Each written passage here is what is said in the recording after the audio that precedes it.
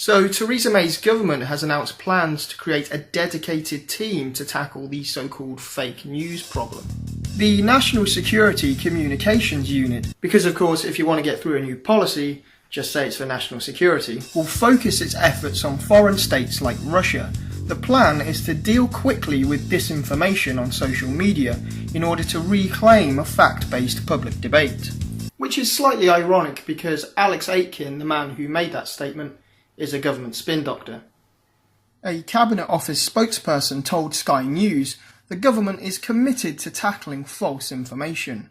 Digital communications are constantly evolving, and we are looking at ways to meet the challenging media landscape by harnessing the power of new technology for good.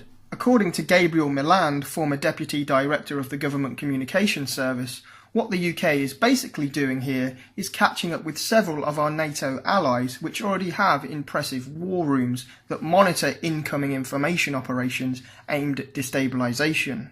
Defence Secretary Gavin Williamson says there will also be a second unit to counter others spreading fake news on social media as well. Others potentially meaning anyone, including members of the public. And one story being propped up as an example of fake news that the government wants to tackle is one that many of you probably will have seen. I saw it, it went extremely viral, was the claim that the Tories had voted to remove animal sentience from law, that they were no longer going to recognise that animals can feel pain. Fucking evil Tories!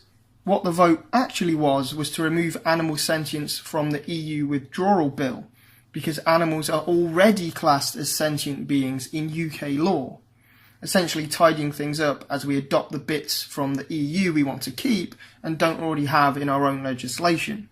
As we go forward with Brexit, it seems we already do recognise that animals feel pain. And as examples go, it was actually a pretty fair one. The story wasn't true. It did spread like wildfire on social media, and it did play into the narrative of the evil Tories. Not that there aren't things to criticise the Tories about. Another example was the false claim that a D-notice had been ordered over the Grenfell fire to stop the media reporting the true death toll and other details that would make the government look bad. Obviously, the government didn't want things reported that made it look bad, but there wasn't any D-notice, so for the most part, again, another fair example of fake news. But one example being used that doesn't really stand up to scrutiny is this idea that Russia meddled with Brexit. And Theresa May tacitly addressed this last November after pressure from the opposition.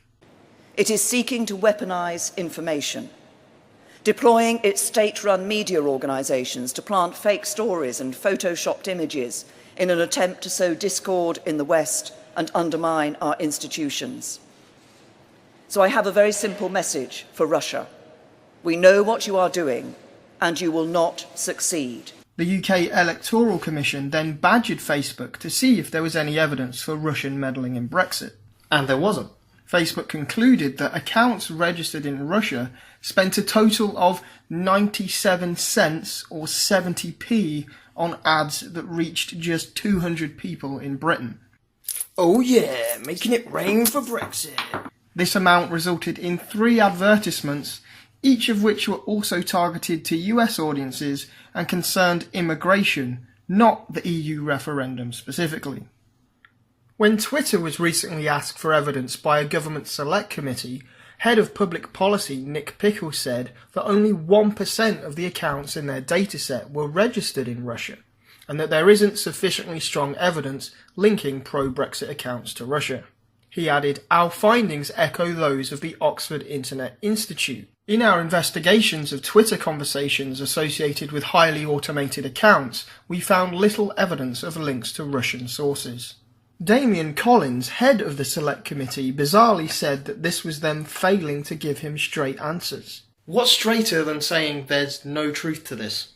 On the 8th of February, the committee will again ask Google, Facebook and Twitter if they have any evidence of state-sponsored fake news. But what of these fake news units?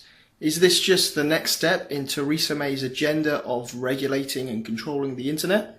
Well, unless they actually enter into some kind of unprecedented and frankly overbearing partnership, with the social media platforms, they don't actually have any power to remove or censor people's posts. So all they'll probably be doing is closely monitoring the sites using some kind of real-time technology and then responding with official statements when they find something they think is fake news. How effective that would be and exactly what they would do obviously is yet to be seen. Will they make their own tweets in response? Will they actually contact the poster, depending who it is? I'm sure Facebook and Twitter would comply with the removal of a post if a genuine Russian campaign is uncovered. But what about the average person who might just post something politically motivated with a bit of spin on a story or calling out the government in some way? How wide are they going to cast this net? And will the government abuse the system and turn it into a PR tool for their policies and agendas?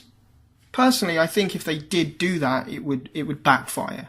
The moment you start unfairly branding your political opposition as fake news is the moment they start building more momentum. It would be used as a badge of honour. It would be classed as censorship, which is what it would be. So they can't just go all out trying to shut everybody down that disagrees with them or tries to counter them on policy points. So what do you guys think? Is this just a genuine attempt to stop foreign state propaganda? And are there also legitimate domestic applications, like the animals don't feel pain story, countering things like that? Or will it be used as a government PR tool? Or even further, a tool for spying on our internet activity? Let me know in the comments below, and if you like this video, give it a like, give it a share, and I'll catch you next time.